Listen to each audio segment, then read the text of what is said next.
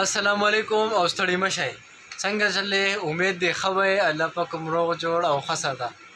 راغلی ما د عتیق صاحب سره ناست یم د عتیق صاحب په برانډ کې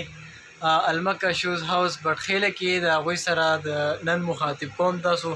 دی به هم څه خبرې کوي خو د هغوی نه مخکې به زه دا ویم چې اختر را روان دی او موسم د ګرمۍ دی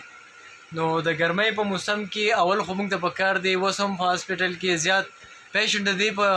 د دې ډیزیز سره راځي د دې مسلې سره راځي چې هغوی ته زیاتې هیډ سټروک یا د چا ته ډایسنټري شوې یا ډایریا شوې خېټه خرابېده الټۍ ده عام مسله ده نن سبا نو موږ تاسو ته پکار دی چې موسم ډېر د ګرمۍ دی د ګرمۍ کې پکار ده چې موږ د ګرمۍ نه حفاظتي تدابیر اختیار کړو دا شانتي اوس په سر باندې را روان اختر دی په اختر کې نو دې ته زیاتره زموږ پښتانه د غوښو اختر وایي چې د غوښو اختر دی نو موږ له پکار دی چې د خوراک سره د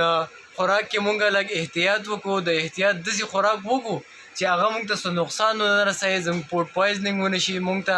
زموږ جان قیمتي دی اختر خوشحالیانې چې زندگی دا بار بار راتلی شي خو زموږ زندگی زموږ لایف ډېر امپارټنټ دی نو عتیق صاحب په دې اختر باندې به آډینس ته څه پیغام ورکول غواړئ یاره زه بس خو دا موسم د ګرمۍ دی نو پکار ده چې دا خلک یو خو بټخیله کې ډېر زیات دوب دی ګرمي د دې نه علاوه لوډ شیډینګ خو د لوډ شیډینګ هم پکې دا خبره وکړي چې د بجلۍ د راتلو خواړو څه نوم نه لي بجلي خواړو د سره یي نه د راتلو خو به نوم نه لي بجلي د سره یي نه خبره ده چې بای چاله پیسې ورکړي نو نیمه ګنټه به د تقریر کې پوه شوې دا پیسې دا ټول لګېدل ته پکې راوړه دم دا کیمرامین صاحب چې کوم دا به تاسو ټول دا به توقع دی چې چاله دا پیسې ورکړي دا وګورئ نو ټولو ته په نیمه ګنټه تقریر کې چې بای دا په دې نه دا په دې باندې خپله مله به درنه وځي نو کسټمر هم امپرس کول غواړي خپل بیا به وایي خوښ هم پکې نه شو پوه شوې چې کوم پیسې موږ راغستې هغه به واپس په خپل ځای کې کېدو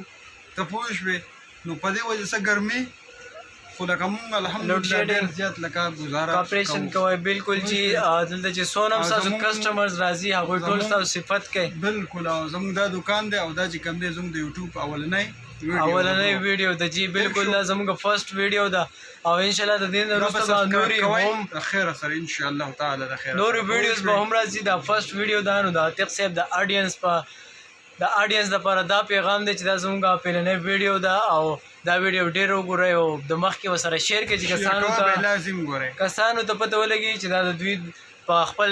دکان کې ناست د خپل دکان نه دوی لایو راغلي دا ویډیو زموږ دپاره جوړه کړه نو چې کوم دی نوي چې کوم برانډونه راځي الحمدلله پوه شوې او انشاءالله چې دا به راته ښه یو چې سوشل مسلو به سره خبرې کېږي نو انشاءالله وخت په وخت ملاقات کېږي او د الله په امان